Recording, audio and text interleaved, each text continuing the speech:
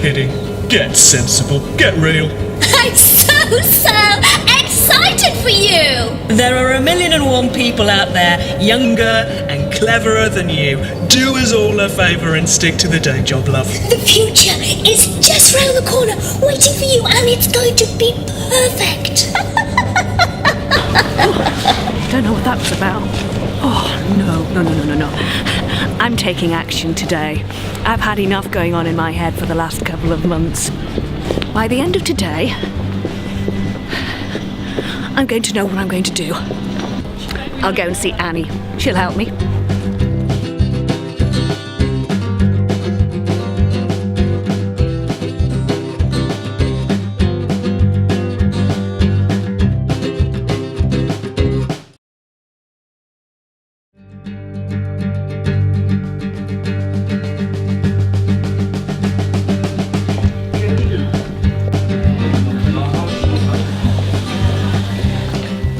Annie, thank you so much for meeting me. I've been thinking a bit. I'm thinking about going ahead and starting my own business, but I've got absolutely no idea where to begin. And I know that you've only just started. I can't remember what your business is again. So we're MultiPie and we make apps. So we make bespoke apps for clients. We've made some of our own apps as well. Because I thought you came from a different background. Yes, so I did theatre design at university, which is a little bit different to the little practical stuff. So how did that work out? I don't understand. So Steve, who's my husband and business partner, he taught himself to program, and then he wanted some designs to go with it, so I did some of that for him. Yeah, I did one module in Photoshop at university. When did you suddenly become a business doing apps? So we decided to launch properly after our first game, Spectrum Puzzles, had been out on the market for a little while. We launched onto the Amazon App Store just kind of to see what would happen. Yeah. And it didn't sort of get anything for a little while, and then about 6 months later it was picked up and featured as their 3 app of the day, and it got a lot of downloads on one day. That's when we suddenly thought, okay, maybe we could turn this into something.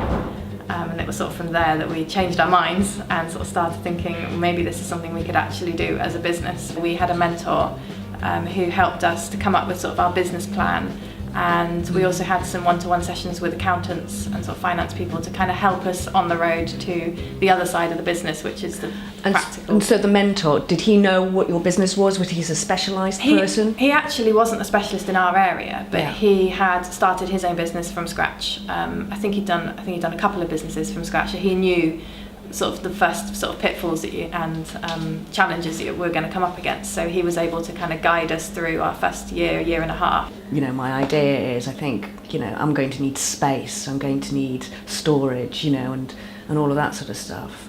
Well, if you could find somewhere that will give you maybe virtual tenancy where you can register your company, have your address there. That's a great idea. Yeah. Virtual tenancy. Virtual tenancy, Oh, yeah, that's great. what ours is Yeah. called. So there's sort of hot desks where we can go and work. Yeah. And they'll have a company address for us there. And some of them, I'm sure they provide things like sort of storage facilities and places you can leave your stuff. Actually, I've got a friend called Jo. I think she's been in a very similar position to you. She's also started up quite recently. She does photography and all sorts of things. Would it be helpful maybe if I gave her a ring? You could get in touch with her. Oh, brilliant. It's really nice to meet you. Oh, yeah, and you. Yeah. See you next Tuesday, maybe. Hi, yes, that'd be great. I look forward to meeting her. Oh. Hello. Come on up. Come on in, Angela. Pull up a chair. What's going on? Right. Are you Jo? I am. Hello. Good to meet you. Annie told me about you. That's right. I don't really know anything about you or your business, sorry. That's okay. That's great that Annie sent you. I am a photographer and an artist, and I combine all of my skills into one business called Jo Welch Creative. Ah, okay. So multi-talented then. Right, okay. So how did you get started? Because I don't know where to begin. Okay. The first thing that happened was that I had a very strong passion for my creative process. Ah, yes, passion, yeah. And I already had a background of selling my glass and a very strong love of photography, and I decided to turn that into a business when I was made redundant. Right, okay. So I thought half of my business time would be designing my glass and painting my glass and taking commissions from customers and fulfilling orders, and that half of my time would be taking photographs. Actually, what's happened is that I'm spending 3/4 of my time taking photographs and struggling to find time to do the glass painting.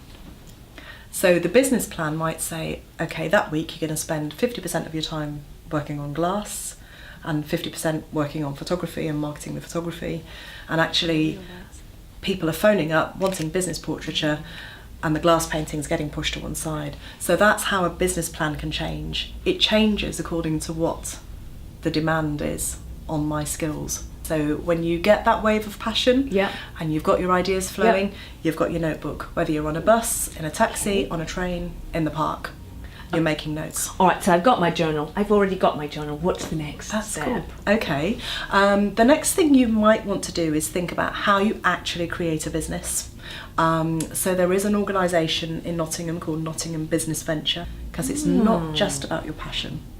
It's about those things that you're not going to like as well. Like accounts, yes. and saving all your receipts, Yes. and marketing yourself, Yes. and the impact of that on your self-esteem. Okay, so if you have issues around self-esteem, if you struggle with your confidence, then the aspect of marketing might be difficult for you. Yeah, I think it might be a bit lonely in the beginning. I can imagine setting up and starting. Yeah. What did you do about that? Okay. In terms of feeling lonely, talking about the workshop that Nottingham Business Venture offers, the day workshop, that's a really great place to go and meet at least a dozen other people with ideas about setting up a business. Now, the thing about the day workshop is that you'll meet people from a mixture of different backgrounds. They'll have different ideas. So you might have in that group 4 people who want to set up a creative business, but two people who want to set up as an accountant or an administration business or something in a completely different sector. It's a very, very different lifestyle. Self-employment is very different, especially when you haven't got people working for you or with you.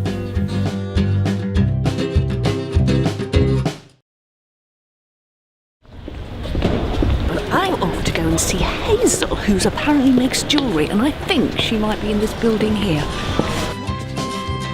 Hello. Oh, it's the Ange. Hi, nice to meet you. Take out the studio. Brilliant. Okay. Really looking forward to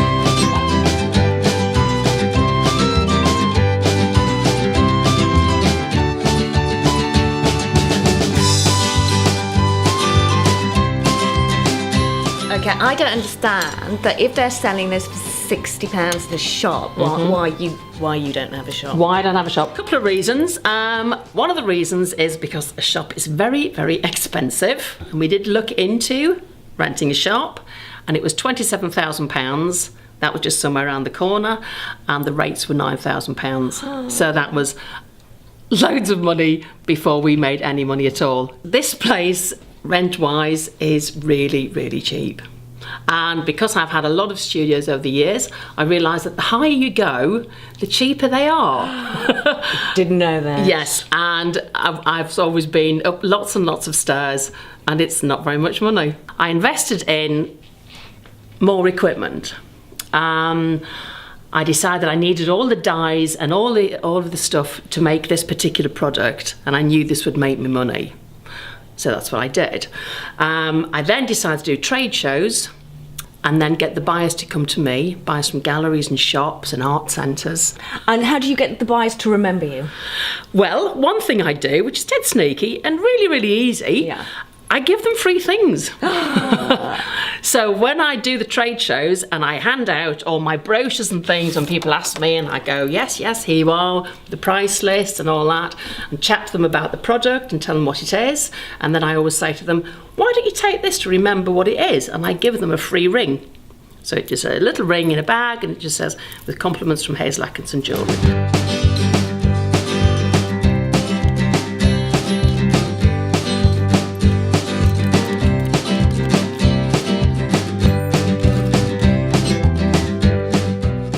I do all the dyeing, put all the colours on, and make it into jewellery. So for instance, I get a piece of metal like this, I put it in the guillotine to make a bangle, like one of these, I have to cut it 3 centimetres. So I put it in here and then move it along to there. Removing your fingers, down. And there you have a piece like a bookmark. Yes, Okay. yeah. And then from there, I've got another little machine that takes the corners off, another little machine that puts a texture on it, another one, another one, another one. So I've got lots and lots of machines. There are people all the time who are coming up with a new idea, or I go, I thought about that. Why didn't I do that? They've jumped in before me. So you have to be 2 steps ahead all the time. Or I just carry on doing the jewellery and am the best at it.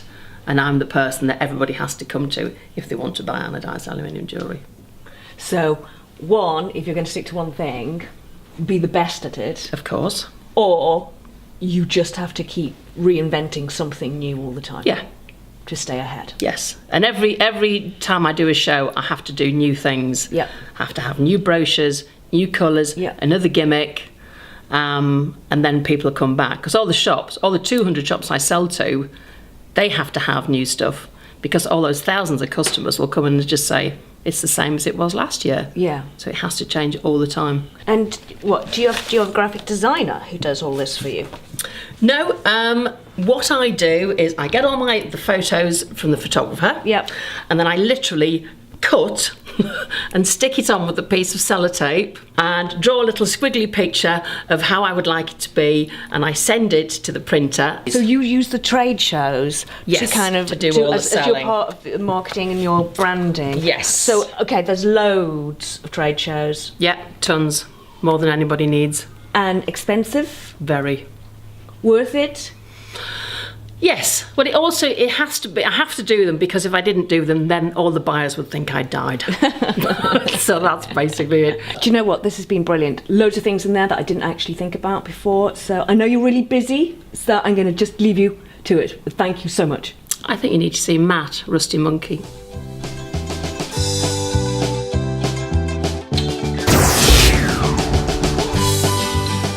Hi, Angie. Yeah. Hi, I'm Matt. Nice to meet you. Follow me.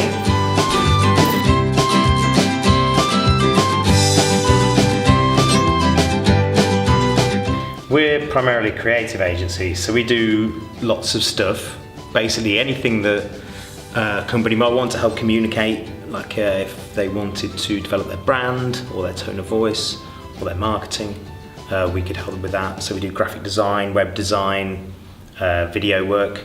And we're also very technically minded guys, so we do development work as well, web development, That's a lot of complicated stuff. programming. We do a lot of stuff here. So your branding is basically, it can include your logo, should include your logo. It would include things like a normal brand document might include what fonts you should use in your literature, what your colour palette is. I don't have a lot of money. Is that going to cost me a lot of money?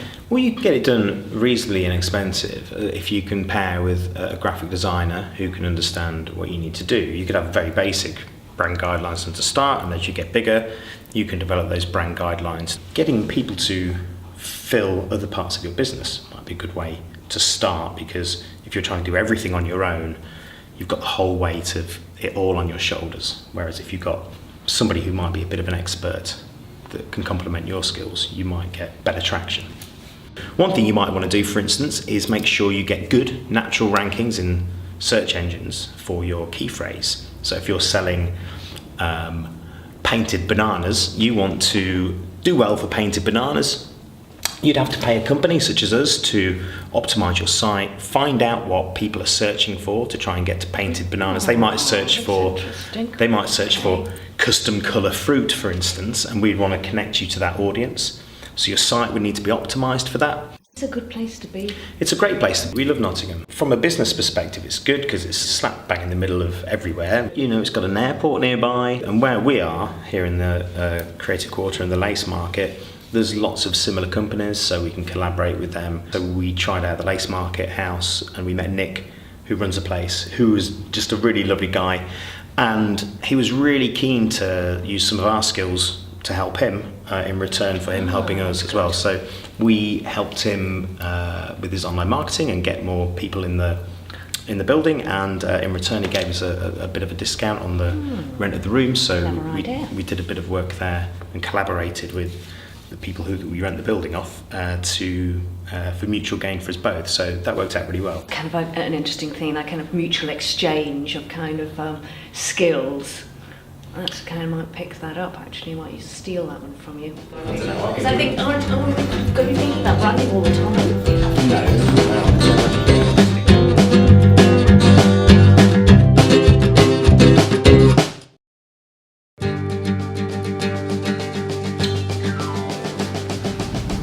Now, Matt recommended I have a quick chat with Anna French. She's a glass designer. And she made me see the value in what everyone told me today. It was really useful.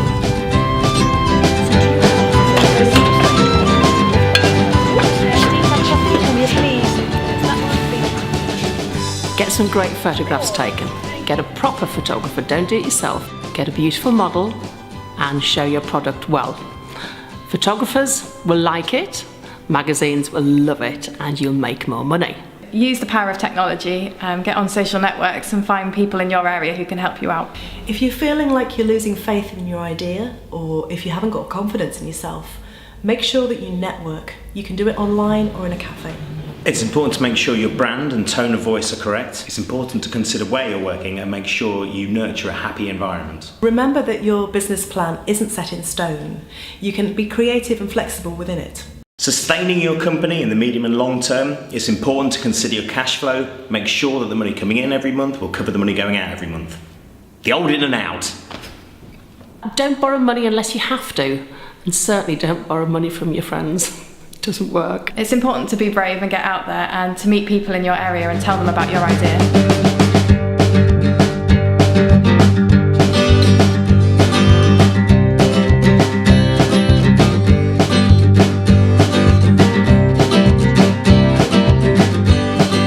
When starting your business, it's important to find someone you can partner with or who you can collaborate with to make sure that you're gaining the most traction with your audience. I've been doing this for 30 years. I didn't think I'd be doing it for this long. I wanted to be a jeweller. I made myself be a jeweller. I taught myself, and now I am. Have a business meeting with yourself every week. Sounds a bit weird, but when you're self-employed, you have to remember you're the boss and the employee. Just do it. Do what you want to do. Do things at school fairs. Do anything you can. If you can make money, go for it. When you get to the sort of size when you want to be looking at employing staff, it's important to invest in them, make sure that they're happy, nurture them, and you'll get the most out of them from a creative side of things. Don't forget there's lots of online tools that can help you, and apps of course. Write down your ideas and keep a journal. Every time you feel passion, write it down. That's it. It's very zen. I've had an incredible day. I can't believe how much I've learned in just one day. Do you know what? I think I've come to a decision. Oh, hang on. What's this?